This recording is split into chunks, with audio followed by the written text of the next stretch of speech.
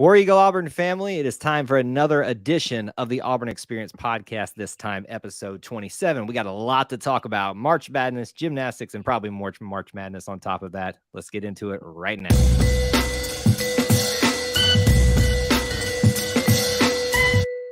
War Eagle Auburn family, War Eagle E2C Network family. I'm your host, Kyle, alongside co-host Austin Scott for another jam-packed Auburn Experience podcast. How many times can I say this slow? Stream again. What's going on, sir? What's up, Kyle? Yes, jam-packed weekend, jam-packed day in Auburn world. Everybody's been talking about March Madness is finally here. The big dance kicks off this week, tips off this week, and here we go. I mean, it's always an adventure, and Auburn's certainly in the thick of it, trying to have a home court advantage in the first round. So it's going to be great. It's going to be awesome. I love this time of year. I can't wait to get my TV set up and just watch all the madness. Well, I, sir, will not be having my TV set up for the first day. Well, I will at a different location for the first few hours because I'm going to the game. How about it? I'm stoked. We're going to talk about it more in the podcast, obviously, but wanted to throw that out there for those of you that watched live that maybe didn't watch the very short, very brief reaction live stream I did about an hour ago, just kind of breaking down the initial news of Auburn getting, obviously, its seeding tonight. So as Austin and I said, we've got a lot to discuss tonight. We're probably going to end up doing two different segments during our recording on March Madness, but we've got another topic we might hit if we feel like we've hit everything, and we're going to talk a little bit of gymnastics too, ending their season soon, these final year. All that's kind of coming up on the recording here. But what I would advise you guys of, if you've got some questions or comments that you want to drop to especially Austin right now, go ahead and get those in, but always start off by smashing that like button and posting where you're watching from, city, state, international, all that good stuff, because he will have to run. I might have to run as well. So go ahead and jump right in and say hello to the folks. Austin, how did you feel about getting to watch me troubleshoot my tickets there right before we went live? It worked out, and you got better seats, it sounds like. So all was good, and it was just quite a scare there for a minute that kept us from getting on right at 8 like we normally do. But all is good. I hope to join you in the venue on Thursday, but we will see. We will see if two boys decide to make their debut instead on Thursday. Do you see this comment right here? The Robinson Therese episode. I had thought about that one. Chandler Cox is also Jarquez, number 27, Jarquez Hunter. I mean, Mario Fannin. It's a good list. It's a good list of 27. So yes, I love that. What number was Brandon Jacobs? Was he 27 too? 26 is hitting my brain. 26, or maybe 28. I mean, he's going to do the typing, so beware, folks. That means that the NFL is Brandon 27. If you guys remember Brandon Jacobs, I feel like that's becoming a deep cut now for people because people forget in that one short season. Yeah, that's correct. You're correct. 27. Yeah. Right here. Nice. I may be losing my hair, but I'm not losing my Auburn knowledge. That's Stuff right. that I cannot use probably in the grand scheme of things of life. Corey asks, are we playing on UAB's court? My understanding is that is not where UAB plays their basketball games. Is that correct, Austin? I believe so. I think UAB plays at, I want to call it Boutwell Auditorium. That's probably wrong. But no, UAB does not play. This is where the minor league, or what do they call it? G League team that Jared Harper started out on Squadron. for a little while. The Squadron play their games. It's a very nice facility. They redid it so they could have the G League team there. So yeah, I haven't been there since they redid it, and so they redid it for a basketball team. So it should be a really good venue for it. Yeah, I'm excited. This will be my first time, at least that I don't know if I went on some field trip to the BJCC for something, but like I can never remember going in there. Now called Legacy Arena, I guess. So this will be my first time there. This is going to be my first time in March, any March Madness, because I did not work out for me to go to South Carolina last year. But there we go. We got clarification. Bartow Arena. Yes, thank you. What day and time do we play? We play on Thursday, 5:50 Central Time. And I watch his like, and then it's like, nope, as you mess up. But that's what we're here for, Brian. That's why you ask us. Yeah, we are your Google. That is session 2 for anyone looking to get their tickets still. Session 2, and you better jump on it. Yes. Somehow I managed, we need to get into the show here, but basically, my tickets were purchased, lied about being purchased by the company, and they had to make them up for me, and so they were trying to give me some bogus seats, and then I ended up getting a couple rows up higher than, or I guess closer than lower, yeah, where I'm supposed to be.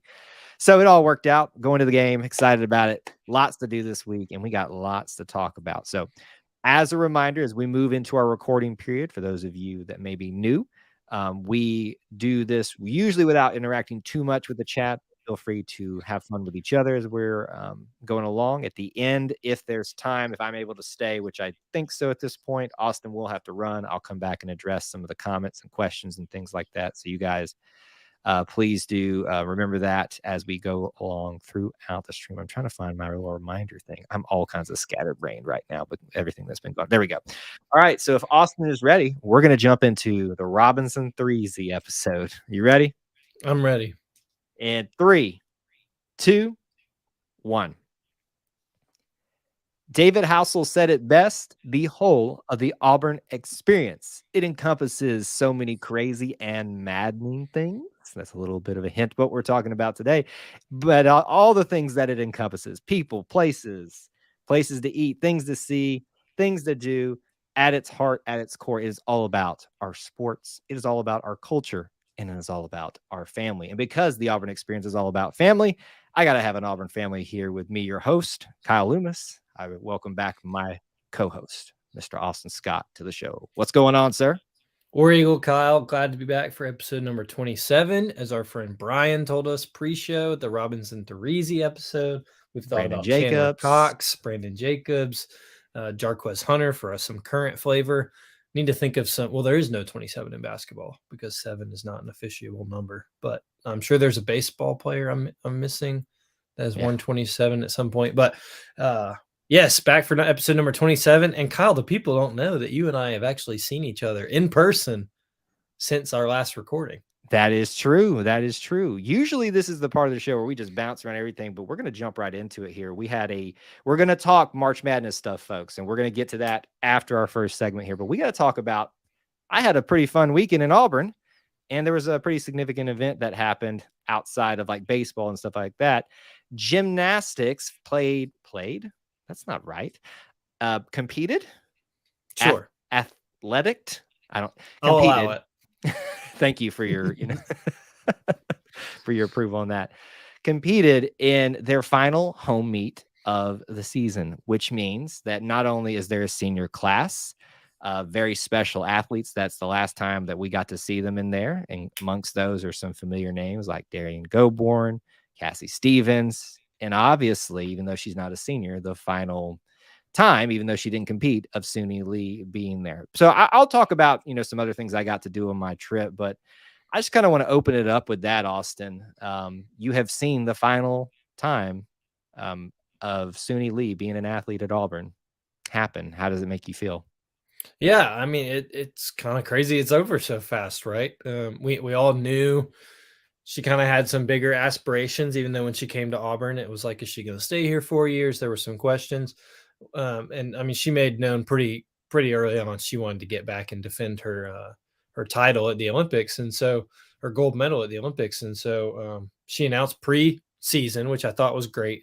We could, take solace in the fact and watch her for a final time throughout the season, that she would not be returning after her sophomore year. And so, it happened so quick. It feels like that she came in, was this phenomenon, lived up to every part of the hype she could possibly be, and is now gone. I do not think, we've run into this over the last decade and a half at Auburn, where some high profile athletes come to Auburn and anyone on the national side of things or the across the state side of things want to talk about is, well, they're just using Auburn. Who would want to go to Auburn when you're that competitive. They're just using Auburn to get to the next. They don't even like Auburn that much. They're hardly ever there.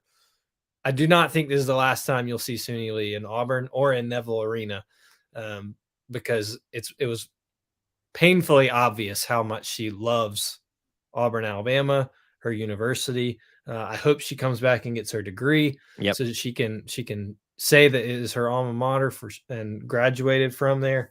But just fantastic to be able to watch her short career at Auburn.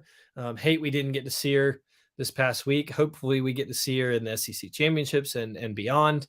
But just a fantastic career for Suni Lee, one with numerous records, as they mentioned in her, I guess not like a senior spotlight, but a farewell, I guess, over when she was given her flowers and whatnot. But man, just awesome to see someone like that come in and fall in love with Auburn, just like any of us else who don't compete for athletics, who just attend the school and or grew up around it. So just super cool to see, and Auburn's going to miss her far beyond gymnastics speaking. Oh, absolutely. But the great thing about being part of this family is that we celebrate you, we follow you, we get involved with what you do after this point. You know, Jabari and Walker are finding that out. There are plenty of other people and athletes and other, positions that have found that out. You know, that's happened in track and field, in swimming and diving. Christy Coventry has been followed by the Auburn family when she was swimming in the Olympics and all that kind of stuff. And there's no mistaking that the world follows Suni Lee when she heads there, but there'll be a special contingency of Auburn fans following her. I'll be honest with you. So when I had planned this weekend out, I had originally ordered these tickets at the beginning when the tickets were first announced, because I wanted to be at the last one, hedging my bets that Suni wouldn't get hurt. Ironic, right? That nothing would go wrong, and just wanting to be there for senior night, essentially, because I figured they would do what they did. Is once she had announced she was done after the season, they would give her some special send off, which I thought was appropriate in absolutely the significance that she's had here. But also, I think they did it without making big to do about her. They didn't put her at the beginning or the end. They did them alphabetical order. You know, I believe it was alphabetical order, and she just came up just like Darian did, just like Cassie Stevens did, just like Aria Brush did. Just, everybody came up there like they were a senior to be honored, and I really, really love that. In the middle of the meet, I did make my way over to sit down near Austin. I stared at the back of his head for much of the meet. So he was probably glad of that, so I wouldn't talk his ear off. Him and his lovely wife Emily the entire time. But I ran down there a few times and got to see him. So Austin and I just don't stare at each other here in the podcast every week. We actually do meet up in person sometimes. I'm sure Austin wishes it was a few less times, but it happens. We've had our interactions. A lot of people don't even know that you and I probably for a long time it was just staring at each other through the computer or texting or talking on the phone until a tip off at Tumors when we actually got to meet in person. Was it you was it you that came found me, or did I find you? We were texting, but I think I came and found you through the crowd. The random guy holding up a phone or something, like recording everything. Yeah, that wasn't too hard to find. Now everybody's doing it. That's the crazy thing about this is I've been trying to do this stuff forever, and now everybody's trying to do it. And it's like, you get swamped up in all of the Auburn content creators now.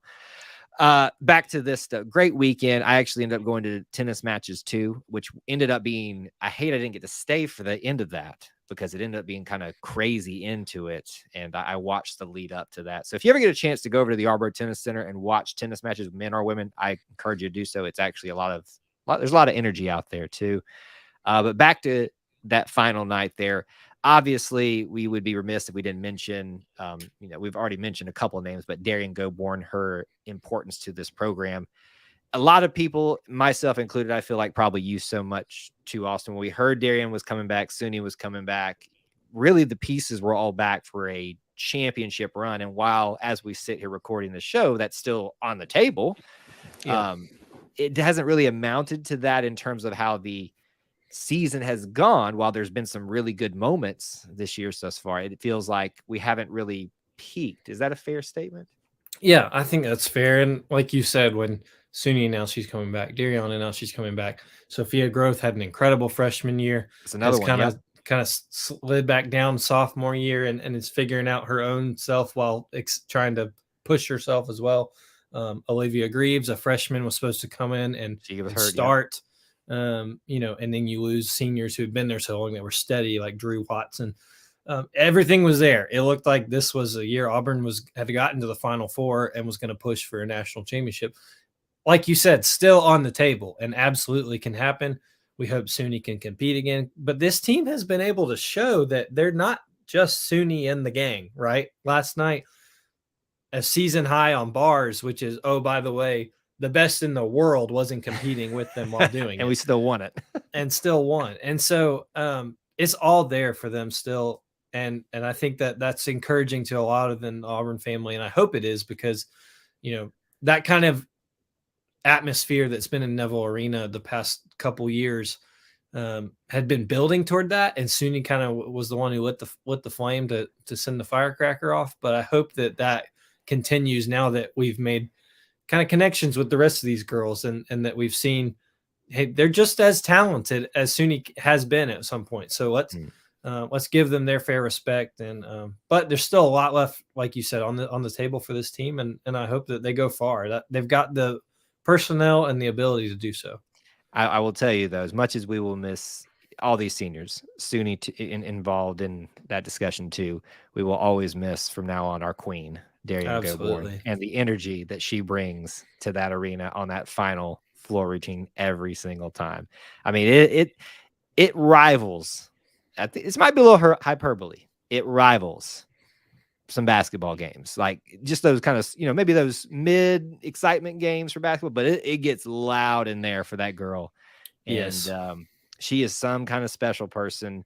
When we have a conversation at some point, when some of these slower periods, we'll talk about some of these things, maybe Mount Rushmore type of conversations. I think we probably already put Darian Goborn up on the Mount Rushmore of Auburn gymnastics. Yeah, no, absolutely. And then I think that was something where she did not get the score. I think she ended up with 9.875 on her final. Yeah, it was pretty low I was surprised. There were some large discrepancies between judges last night. There's been a lot of that lately, hasn't there, for Auburn sports? Sure has. But you could tell the emotions after her that was her last time. And Auburn's first ever national champion in gymnastics. And really her freshman year has seen it makes you think about those KT Harrell types that really saw the groundwork being laid and have now seen kind of where all it's gone, but she's been there for every part of it. And so it's awesome to send her out like that. And I really hope they get some more wins for her and the rest of the group. I think that's a pretty good comparison, but I would throw more, if we're going to use those basketball type comparisons, maybe a Chuma Okeke, where, he reached the pinnacle. Darian, if she was doing Olympic competing, I just feel like she'd be out there, Yeah. I don't know. I'm not a pro in analyzing Olympic gymnastics capabilities, but I feel like she could be up there in some of the best of our country to offer. So regardless of what you think about what level they can and can't compete at, we will miss so many of these people. And in lieu of missing out on a few names, obviously all the seniors, so Suni Lee as well. But it's been a fun gymnastics season with still a little bit to go here, and we'll just sit and watch and see maybe a little bit of magic happens at the end of the year.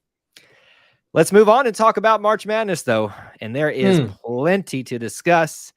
We will try to fit it into one segment, but I have the stinking suspicion, Austin, that you and I will want to talk about this for quite some time tonight. To start off, obviously, let me give the news, and most everybody knows this, especially if you're listening on the audio podcast. Auburn has made March Madness again as a 9 seed. I think probably that's where most people felt like they would fall into, facing Iowa on Thursday at 5:50 Central Time in what we call the Birmingham Regional. But what is it? Round 2? I'm blanking. Session 2 of those particular games there. Good luck finding tickets if you haven't already. I mean, you can find them. You're just going to pay a pretty penny for them. I did. Mm-hmm. So that's what's on the table for us right now, specific to Auburn. Let me ask you, did you in any way have legitimate concerns that Auburn was not going to make this tournament? Oh, not make the tournament, not make the 68 at all. No. I did not have any concerns. I think as we talked about, and as many mentioned last Saturday when Auburn got the win at Tennessee, it did them well. That all but locked it in. As long as they didn't go get their brains beat out in the SEC tournament, I don't think there was going to be any even questioning. They did not get their brains beat out. We're going to gloss over the first round loss for Auburn in the SEC tournament, but an incredible fight by the team and just another heartbreaking close loss. So that just is par for the course around here this year. We're going to talk about happy things here, Right. But I did not think that Auburn was going to miss the tournament. They'd done enough. Every metric and nerd stat you want to pull out, they had it. They were in. When you compare resumes, at this point, it was all about seating and location. And like you said, 9 was about where everyone had them. 8 to 10 was kind of the ceiling and floor.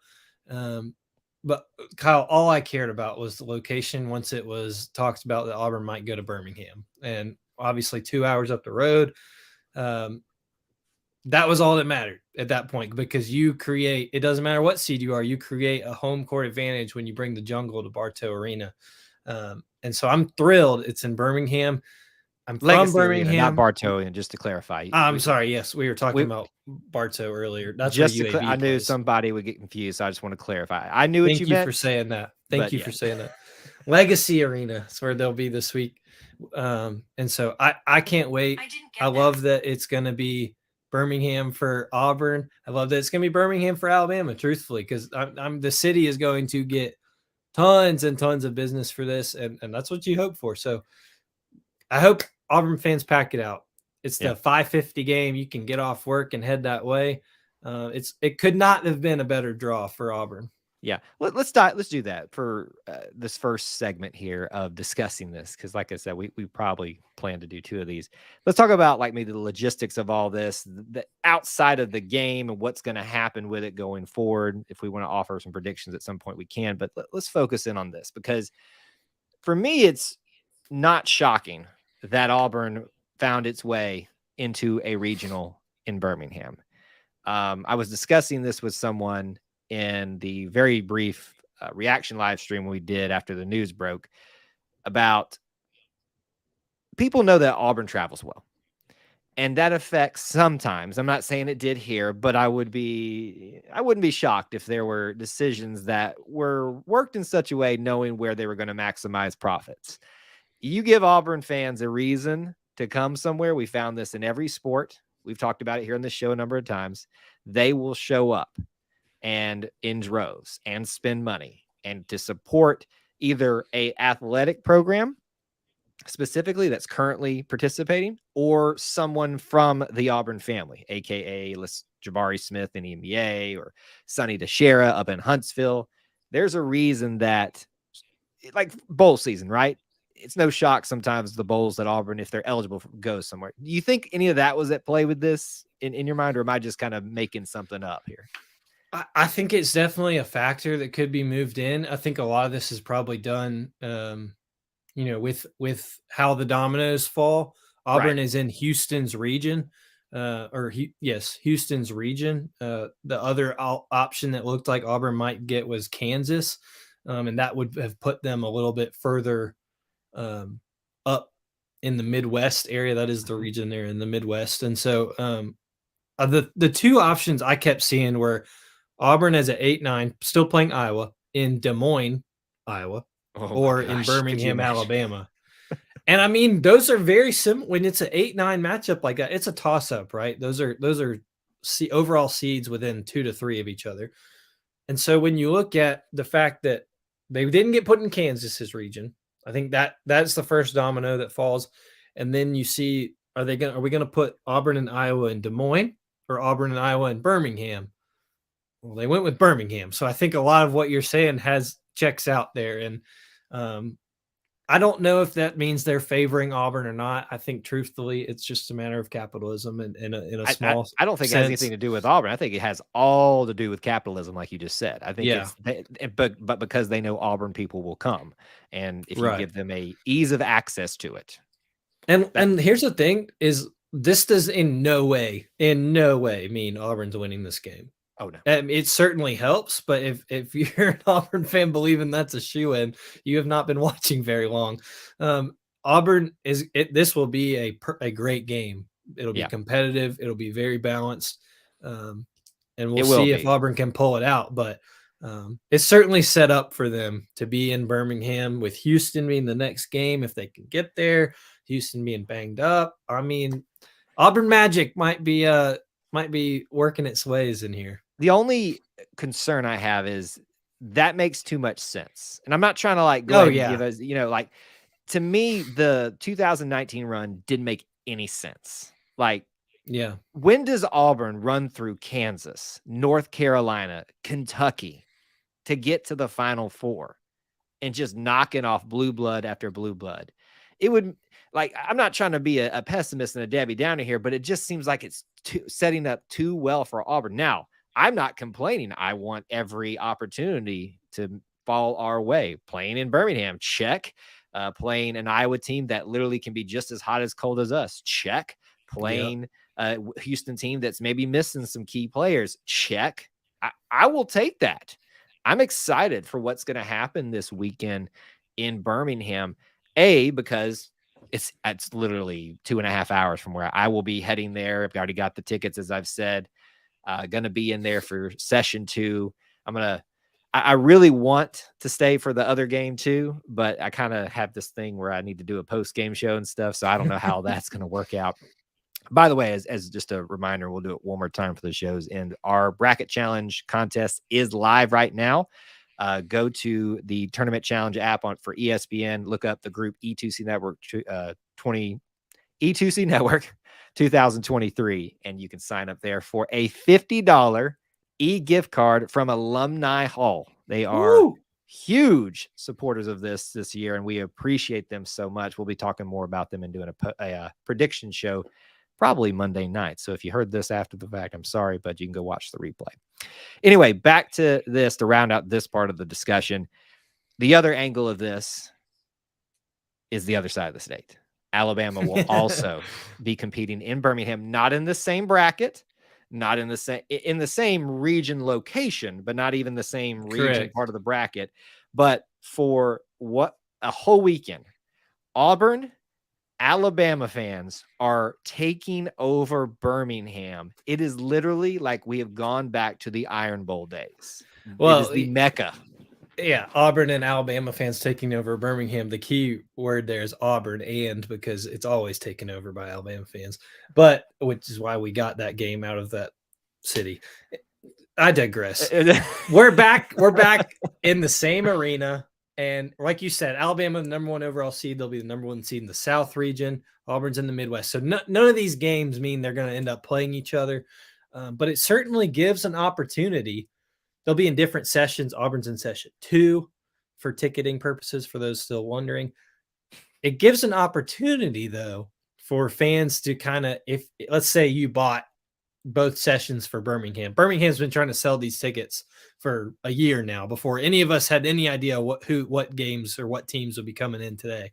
Let's say you have both sessions. I mean, I'm just saying, if you want to stick around for that Alabama game, who's at 1:45, by the way, during the workday on a Thursday, another luck of the draw for Auburn.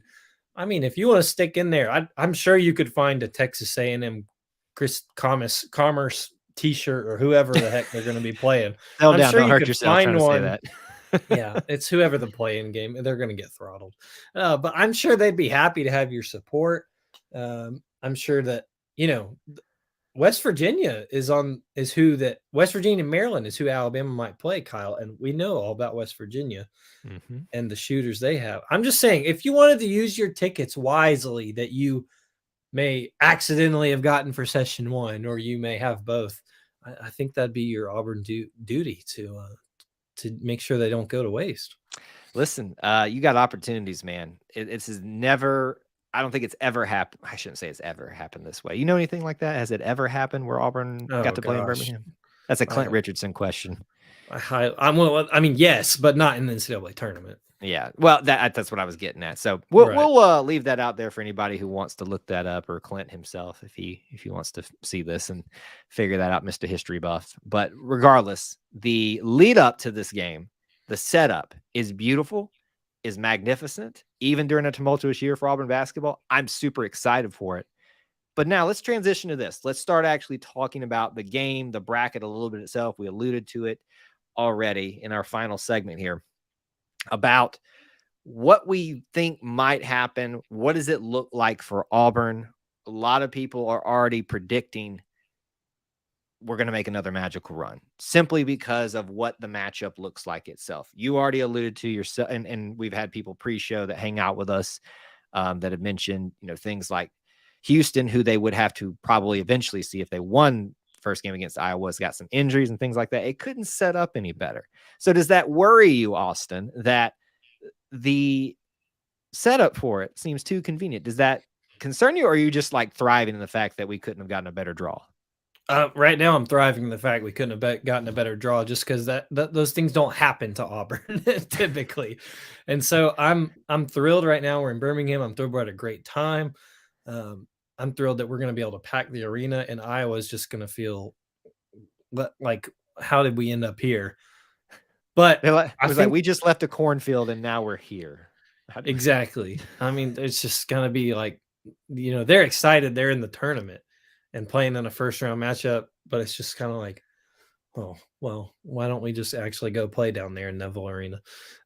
But I think that it sets up really, really well, right? Like, it is okay to be optimistic about that because it's true.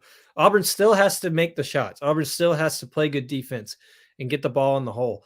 But on the court, all those things still have to happen. But all the things outside are set up well for Auburn to figure out in a tumultuous year, in a down year, as some are saying, in a negative tone, which, by the way, a down year nowadays for Auburn basketball means, oh, you're still making the NCAA tournament. Let's not ever let that get lost on us. They can have a chance to beat Iowa. They can have a chance to beat Houston. And then, there's a bunch of things that have to happen. But let's say they end up with something like Miami in the Sweet 16, a revenge game from last year. Just all the things that could possibly go right, look like they can be lined up for Auburn. And so I think that that's exciting. I think we should be happy about it. Take it one game at a time. Right. If Auburn doesn't win against Iowa, all that is for naught. So there's no sense in banking on any of that or looking forward to it. Just Auburn is in the NCAA tournament. That's still a statement that surprises many of us. Auburn is in the NCAA tournament. Take joy in it, and we'll just see what happens. I did want to tell you one thing, Kyle, that a good friend of mine, Brooks Childress, told me earlier today. The past 4 times Auburn has been in the NCAA tournament, they have lost to an ACC team with a shade of orange. Now, you can take that however you want, because Syracuse in 2003 was not in the ACC at the time. They are now. But if you want to count them, it's Syracuse, Clemson, Virginia, and Miami. Well, the only way that can happen in Auburn's region again is losing to Miami. So I think they're going to the Sweet 16. Just from that alone, that's what you're operating off of. I mean, people have filled out their brackets for much worse, Kyle. Yeah, at the moment I said that, I was sitting there thinking of some people I'd help. Like, I'm not gonna. She'd never watched the show, but there was a person at my former employer that, I got the whole office into March Madness. Oh, yeah. I said, look, y'all have a choice. You're filling out brackets. I just hand it to him, just start filling out. She's like, all right, fine, I'll do it. But tell me what each mascot is. And I'm going to pick based off mascot. And so literally it was just based off what the mascot was. And she did not pick Auburn despite me, because she knew it would mess. That's how Emily, I think that's how I first got her to do her first bracket, is the mascots or the colors. It was one of the two. And she ended up liking the colors the most. And I think she's always done better than me in the bracket challenge, especially on E2Cs. The frustrating thing is it's always the people who have, no offense, absolutely no business even going far because they just did something like that. But that's the fun of it too, because like if you do nail it, it's this great feeling. I will never forget. I think it was 3 seasons ago. No, that would be the COVID year. So maybe it was the one right before Auburn's magical run. I got almost out of the entire first round unscathed until the last 2 games. And I took 2 L's in a row. And I was like, that would have been the biggest. But when I made it out of the first day unscathed, and I called some big upsets, like I'm talking major upsets, I was like, oh, this is the year for me. And it wasn't. It got much worse after that point. But Anyway, on our bracket prediction show, which we're probably going to do Monday night, hope you guys can join us live here on YouTube. We will break down some of that. I'll give you obviously take any advice I give you with a grain of salt, because obviously I haven't won it all yet. But I have a few key things that I will tell you there to not count on, to count on. Most of you that have been watching this channel for some time will be able to repeat those verbatim, because I'm sure I'm like a record that does not ever skip. Or I guess does skip and stays on the same points time and time again. All right, Auburn, Iowa. Obviously 8 versus 9. That one is expected to be a toss-up, at least in seeding, in the speculation games, simply by the seeding alone. You know, they're the two dead middle seeds.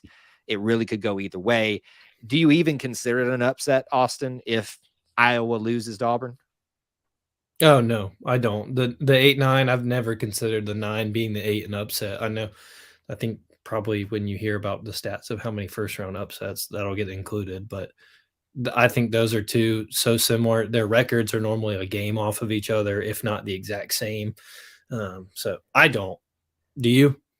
I would not. In some cases, it depends on who the 8 and the 9 is. Sometimes you'll get some of these mid-major teams that really have an upstart year, and they didn't have enough happen for them to get ranked much higher, and then they find themselves against maybe a ACC team that has had a rough year, but it's still an ACC team, and then it's like, oh, that would be an upset if that happened. This one, Iowa, Auburn, two major SEC and Big Ten programs, both have had success in recent years. This one just seems to me like it's made for a really good matchup in the first round. Would you care to offer a prediction early on? How are you feeling right now about it? I do think Auburn's going to win. I really think Birmingham is going to be a major game changer for them. If this game's in Des Moines, I don't feel as great about it. Right. I think Auburn's going to have to make shots. That is just what it's going to come down to. Ole Miss. What in the world? What are you talking about? Iowa. Poor Ole Miss can't even keep a coach, much less make the tournament this year. I don't care at all about Ole Miss. Iowa has a great offense and a streaky defense, and so it's going to be a matter. It's for Auburn's defense to combat with their offense, and Auburn to make shots when it counts. And this is bare minimum. This is when it counts. This is win or go home. And so here's their shot. But I think Auburn's going to get to that game. I think they're going to get to play Houston on Saturday.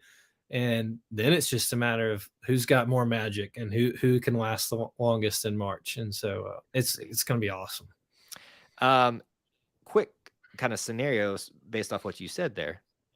You said if it was in Des Moines, maybe it's favored for Iowa. Let's just take it to Los Angeles. If the game's held in LA, who wins?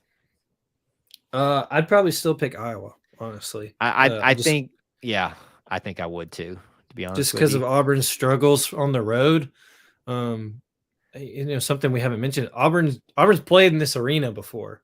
Like it's not like they're going to Birmingham and that's what's going to get them, because they're going to be a bunch of fans there. Like we play in this arena every year, just about before we start going to Atlanta for the showdown or the Hoopsgiving thing. Bruce Burrow's coached in this arena. Players have played in this arena. Like this is going to be a familiar territory for them. A lot of these kids have still been in the NCAA tournament. There's really not even that much of like an unawareness of what the tournament is like for them. I'm not super concerned about the atmosphere being too much for them. It's just a matter of can they make shots when it counts? Because you could say all those things the same for the SEC tournament in Nashville. They've all played there before. But I think Birmingham and the Auburn contingency will help them get that first round win. As opposed to us ending on a how far do they go prediction, because I know you still want to think on brackets and situations and stuff. Percentage confidence from you that Auburn can, because let's play this out here. Let's say they do beat Iowa. If everything goes chalk, you would expect them to face Houston in the next round in Birmingham still. After that, you're probably looking at running into an Indiana or Miami in the Sweet 16. I don't know that I can comfortably even make a prediction after that point, just because those are some challenging teams coming up. But if I was to say to you, your percentage confidence that Auburn makes the Sweet 16. What do you think? Oh, that Auburn makes the Sweet 16, so we're giving that'd be a win against 2 Houston wins. They get and 2 Iowa. wins. Yeah. Whew. I don't know what number. I'm going to say less than 50%, but I don't know. Yeah. Maybe like 33-ish, like a third. I don't know. Houston's a 1 seed. I know they've got some injuries and that they struggled with Memphis. They got blown out by Memphis, but Which we did too, kind of. we did. But Houston's a 1 seed. That's a team of players. I think Auburn could win. Anything could happen in March. That's the glory of it, right? Yeah. But I think you still have to be nervous about that, and you can guarantee all but one seed has made the second round. So I think you can guarantee Houston in the second round of Auburn's potential third round of 32 opponent. But it'd be tough to get to the Sweet 16. I would love that. Regardless, this is going to be a fun one. Good matchups, good location. I have a special feeling for some reason, and I didn't, everyone feels special about the March Madness every year because it's that fun. St. Peter's was the Cinderella last year, and I had a ball with that. But I don't know. I just got this feeling there's going to be a special March Madness this year. I hope that special means that we're watching Alabama fall flat on their face as the number one overall seed. We're all wishing and hoping for that. The likelihood of it happens probably low. But there's a lot to follow within Auburn, a lot to follow in March Madness outside of Auburn. We're just happy that we're in it. Auburn versus Iowa coming up, and we're excited to talk about it on the next episode of the Auburn Experience podcast. But we thank you so much for tuning into this episode, hanging out with us, spend some time talking about all these different things. Austin, on the way out, where can they find you? Austin G. Scott. You can find me anytime on Twitter or Instagram. You can find me on Twitter at Kyle Loomis24. Be sure to sign up for that bracket challenge contest to win that $50 e-gift card from Alumni Hall. Don't miss out on that. E2C Network 2013 is the group you want in the ESPN app. There'll be details. 2023, not 13. Did I say 13? You did. What did you say? You messed up earlier too. So, I said Bartow Arena. I didn't get the whole decade. 2023. And that's the way we're going to end this show. Hopefully I'm getting out all the flubs so Auburn doesn't have a flub when they go out there on the court on Thursday. Sure. Yeah, that'll work. We'll go with that. Thank you guys so much for tuning in today. Until we talk to you again, War Eagle. War Eagle. All right. That is it, my friends. Austin, you are free to go, sir. I'm going to stay for just a minute here and say goodbye to the folks, but thank you for hanging out with us for another recording. Absolutely. Sounds good. War Eagle, everyone. See you soon, bud. All right. I will have to cut out very quickly here, but I can take maybe one or two or just a couple of comments. If there's something you'd like me to hit real quick, post it right now in the comments section. Reminders for you. Tomorrow night, 8 p.m. is what we're going to plan on. Bracket prediction show. Would love to have you there with us, hanging out, talking about this particular topic. Please join us if you can. Other than that, we will have a live stream on Wednesday, our Auburn Family live stream, where we'll be talking about that a lot. So those are the things to anticipate coming up, and plenty of other content here on social media, on the channel, everything in between. Don't miss out on it. Be a subscriber. You can be a channel member, a Booster Club member, all those things to help support, keep the lights on here at E2C Network. We appreciate those that do one or both. We appreciate you just being here, hanging out with us, and smashing that like button. And of course, sign up for that bracket contest. Don't miss out on that opportunity. WT says it would be great to make a run this year to make up for last year's showing. I don't know that it would make up for it because that was a pretty low point for the Auburn basketball team, but I get what you're saying here as well. And glad you stopped in here at the end. We need Houston to get upset. Now, I would say if Houston gets upset, then that increases our chance a little bit there. Regardless, you should be excited about this because it is going to be a fun March Madness for us, the Auburn family in general. And I'm going to my first March Madness game ever, folks. I'm so excited. Stuff we'll be sharing from there in town. So don't miss out on that. Again, I apologize for having to break away early from our normal scheduled programming here at the end of a live recording, but I appreciate you guys being here and being part of our little family within the Auburn family. Till I talk to you again, though, War Eagle.